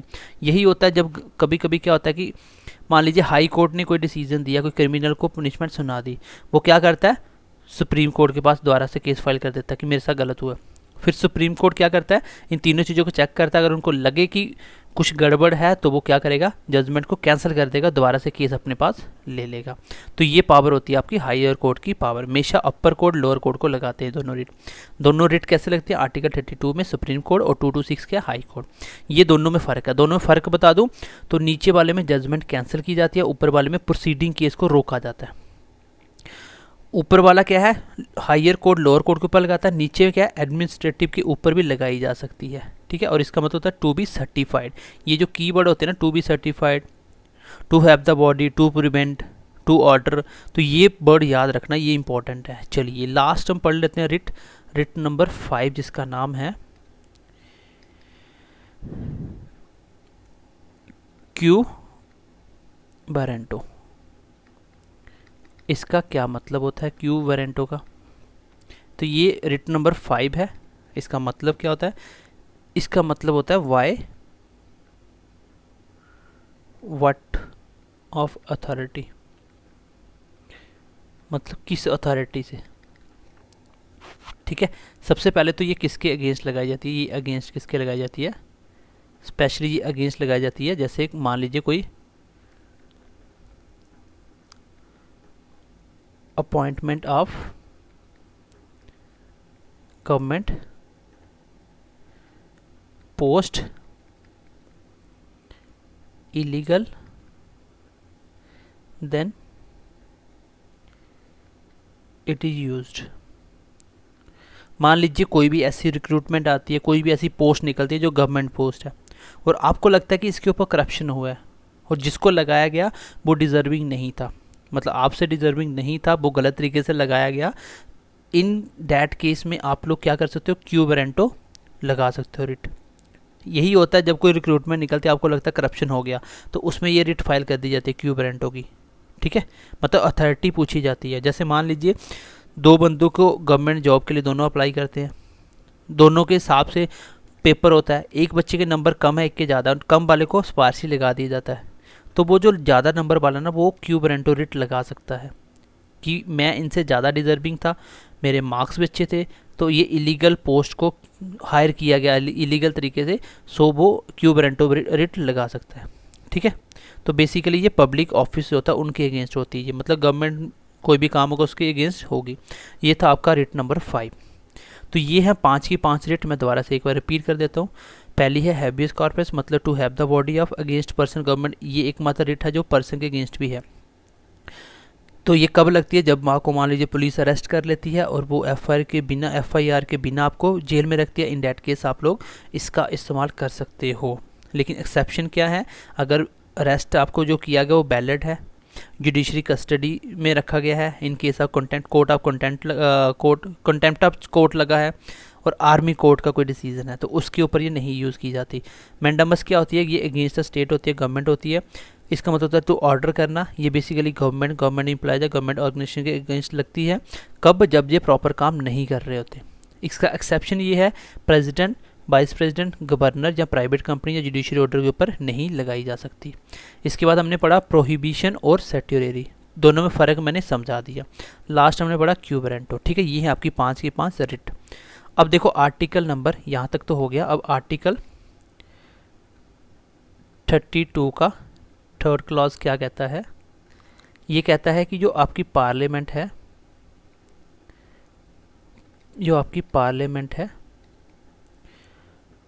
Parliament can give writ power to lower court. Lower court को भी इसकी पावर दी जा सकती है। कौन, पार्लियामेंट दे सकती है। लेकिन अभी अगर मैं बात करूँ स्टिल सिर्फ सुप्रीम कोर्ट और हाई कोर्ट के पास है रिट की पावर। किस किस के पास है, सुप्रीम कोर्ट और हाई कोर्ट, यही दोनों अपर कोर्ट है जो लोअर कोर्ट को लगा सकते हैं, ठीक है। उसके बाद अगर हम बात करें आर्टिकल 32 का, चलिए आगे बात करते हैं हम लोग। आर्टिकल 32 का 4th पॉइंट क्या कहता है कि फंडामेंटल राइट वैसे तो सस्पेंड नहीं किए जा सकते, मतलब फंडामेंटल राइट आपका राइट है, लेकिन एक्सेप्शन है। कौन सी, आर्टिकल 358 के अकॉर्डिंग और आर्टिकल 359 के अकॉर्डिंग फंडामेंटल राइट को भी सस्पेंड किया जा सकता है, मतलब इसको कैंसिल किया जा सकता है। आप लोग इनके अगेंस्ट नहीं बोल सकते अपने फंडामेंटल राइट। जैसे मैं आपको एग्जांपल देता हूँ, आर्टिकल 358 और 359 क्या है, जैसे मैं आपको एग्जांपल देता हूँ। जैसे मान लीजिए नेशनल इमरजेंसी लग जाती है, नेशनल इमरजेंसी लग जाती है, ठीक है। कैसे लगती है? 352 आर्टिकल के अकॉर्डिंग। अभी तक नेशनल इमरजेंसी कितनी बार लगी है? 3 बार। एक बार 1962 में जब चाइना के साथ वार हुआ था, 1971 में जब पाकिस्तान के साथ हुआ था, और 1975 में जब आपका मतलब इंडिया के अंदर ही क्या हुआ था, पीस नहीं रहा था इंदिरा गांधी के टाइम, तब भी आपका ये आपकी नेशनल इमरजेंसी लगाई गई थी। 3 बार लगी अभी तक ठीक है। इसका बेस क्या क्या होता है, किस आधार पे लगती है ये? बेस इसका होता है सबसे पहले जहाँ तो कोई वॉर की कंडीशन आती है, या कोई एक्सटर्नल अटैक हो जाता है, कोई बाहर की कंट्री किसी कंट्री के ऊपर अटैक कर देती है, या आप बोल सकते हो आर्म्ड रिवेलियन, ठीक है। किसी ने विद्रोह कर दिया अपने अंदर ही इंटरनल। अगर मैं इन दोनों के ऊपर वाले की बात करूँ तो इन केस में क्या होता है, दोनों केस में आर्टिकल 358 के अकॉर्डिंग, आर्टिकल 358 के अकॉर्डिंग जो फंडामेंटल राइट है वो क्या होते हैं, वो ऑटो सस्पेंड हो जाते हैं। मतलब अपने आप ही वो सस्पेंड हो जाते हैं, कैंसिल हो जाते हैं, आपके फंडामेंटल राइट नहीं रहते। लेकिन किसको छोड़ के? Except article 20 and 21। मतलब आर्टिकल 20 और 21 रहते हैं फंडामेंटल राइट। इसके बिना जितने फंडामेंटल राइट है सारे के सारे क्या होते हैं, सस्पेंड कर दिए जाते हैं। अगर आर्म्ड रिवेलियन की बात करें तो इसमें क्या होता है, आर्टिकल 359 कहता है कि fundamental right can suspended by president. उसमें ऑटो सस्पेंड हो जाते हैं, इसमें प्रेसिडेंट सस्पेंड करता है। इसमें भी एक्सेप्शन क्या है, इसमें भी एक्सेप्शन क्या है, आर्टिकल 20 और 21 नहीं होते। तो इम्पॉर्टेंट पॉइंट याद रखना है, ऐसे कौन से फंडामेंटल राइट हैं जिसको सस्पेंड नहीं किया जा सकता। तो मैं नोट में लिख रहा हूँ 20 एंड 21 आर्टिकल कैसे हैं, वो नॉन सस्पेंडेड है। वो क्या है, नॉन सस्पेंडेड है दोनों केसेस में। तो फंडामेंटल राइट को सस्पेंड नहीं किया जा सकता। सिर्फ 2 ही कंडीशन है, आर्टिकल 358 और 359, दोनों को छोड़ के इन दोनों कंडीशन में फंडामेंटल राइट सस्पेंड होते हैं। लेकिन इसके अंदर भी आर्टिकल 20 और 21 सस्पेंड नहीं किया जा सकता। ये है आपके आर्टिकल 32 का 4th पॉइंट। आई होप कि आपको आर्टिकल 32 कम्प्लीटली समझ आ गया होगा। 31 का पहला पॉइंट बताया, 2 बताया, 3, 4 चारों पॉइंट बता दिए। दूसरा बहुत इंपॉर्टेंट है, जैसे मैंने आपको 5 रिट पढ़ाई, और रिट बहुत इंपॉर्टेंट होती है, ईजिली समझ आती नहीं है बच्चों को। अगर बुक में देखोगे तो बिल्कुल भी समझ नहीं आएगा चलिए अब बचे हुए 3 आर्टिकल है वो भी पढ़ लेते हैं। क्लास तो खैर बहुत लंबा हो ही गया, कोई इशू नहीं है। आगे पढ़ते हैं हम लोग आर्टिकल 33। ये क्या है, ये क्या है आपका, मैंने आपको बताया भी था फंडामेंटल राइट के एक्सेप्शन के बारे में, ठीक है। ये क्या है आपका, ये है exception of fundamental right. Fundamental right का एक्सेप्शन है, मतलब ये क्या है बेसिकली, ये क्या करता है, ये limit the power of defence, limit the power of defence. एक बार मैं लिख देता हूँ सारे पॉइंट फिर समझाता हूँ।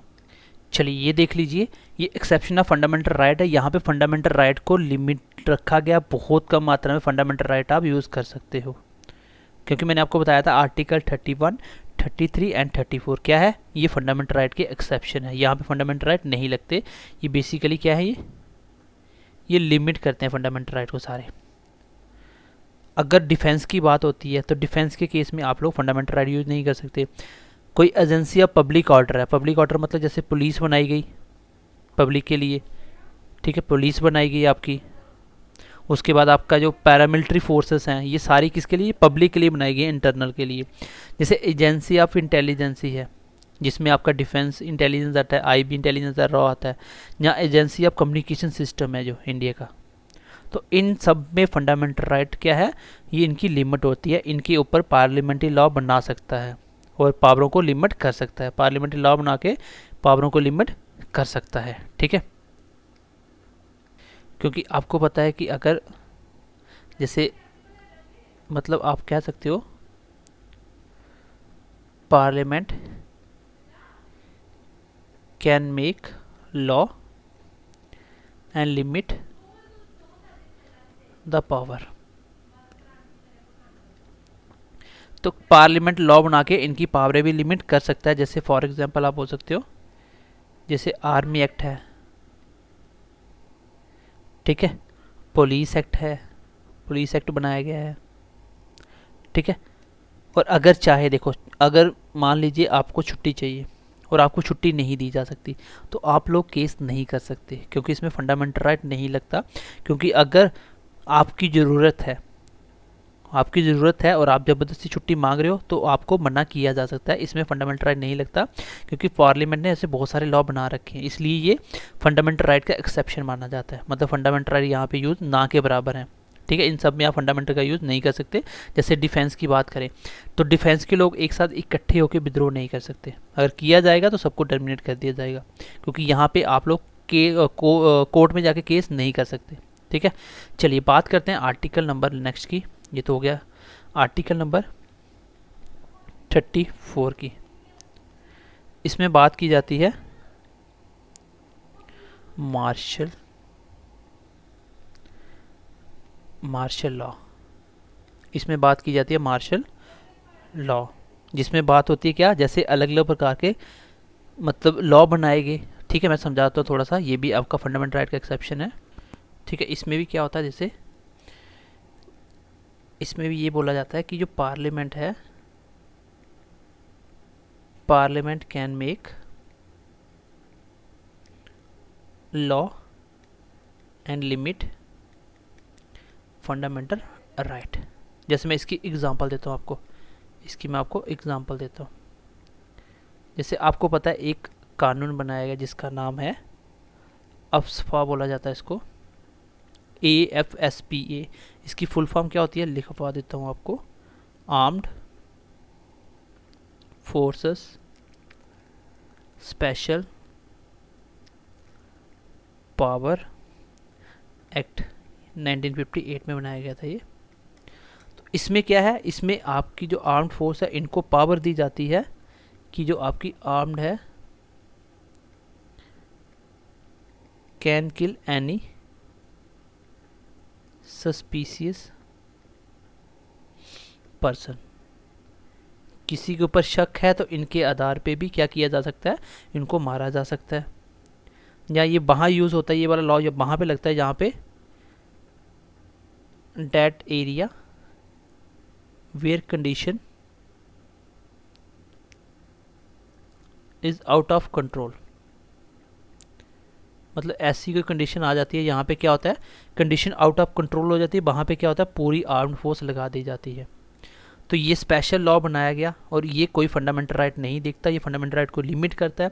क्योंकि अगर ऐसा होता है कहीं भी आर्म्ड फोर्स पूरी लगा दी जाती है, तो वहाँ पे आर्म्ड फोर्स के पास राइट होता है कि अगर किसी के ऊपर शक हो, वो शक के आधार पे भी क्या कर सकती है, किसी को भी मार सकती है।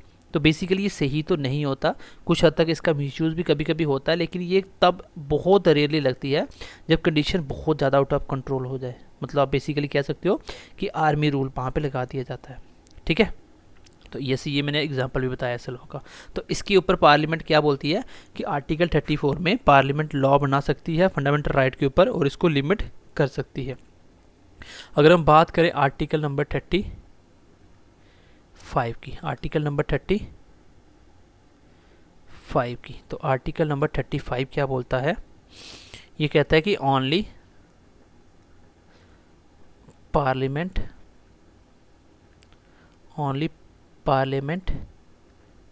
has right to enact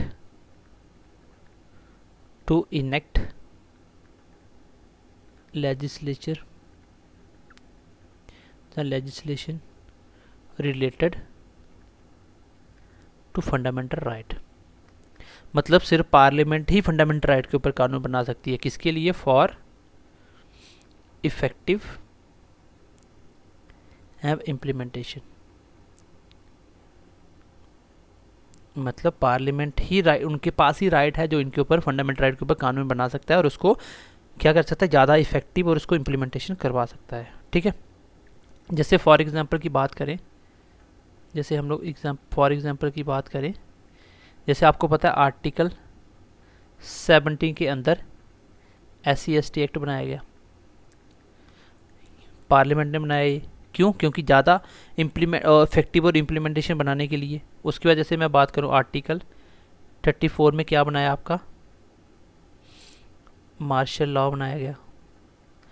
तो ये किसके अकॉर्डिंग बनाया गया? आर्टिकल 35 के अकॉर्डिंग। आर्टिकल 35 क्या है?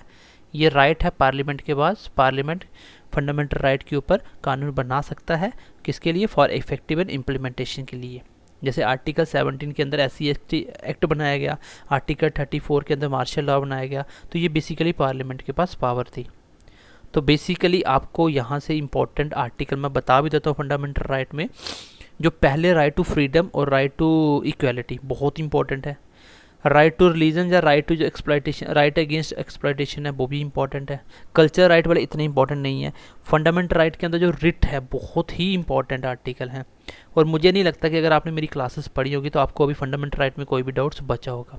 इसके MCQs आपको BMC क्लासेस विद अजय पे अब मिल जाएंगे जैसे ख़त्म हो गया। अब जो आगे टॉपिक है गाइज वो 2-2 लेक्चर में ख़त्म होने वाला टॉपिक है। तो आपका जो बड़े बड़े टॉपिक है मैंने ख़त्म कर दिए। बेस आपका भी अच्छा हो चुका है, पॉलिटी आपको समझ आना स्टार्ट हो जाएगी। अब नेक्स्ट क्लास में हम लोग पढ़ेंगे पूरी पॉलिटी के अंदर, या तो हम लोग डायरेक्टिव प्रिंसिपल स्टेट पॉलिसी पढ़ेंगे, फंडामेंटल ड्यूटीज़, या हम लोग आपका आर्टिकल 1 से लेकर 11 तक पढ़ेंगे। ठीक है, बाकी ध्यान रखिए अपना। आज की क्लास थोड़ी बड़ी है क्योंकि हमें ख़त्म करना था फंडामेंटल राइट को। अब इसी तरीके से आपकी पॉलिटी को बहुत जल्दी हम ख़त्म करेंगे। तो आई होप कि आप अच्छे से पढ़ रहे होंगे।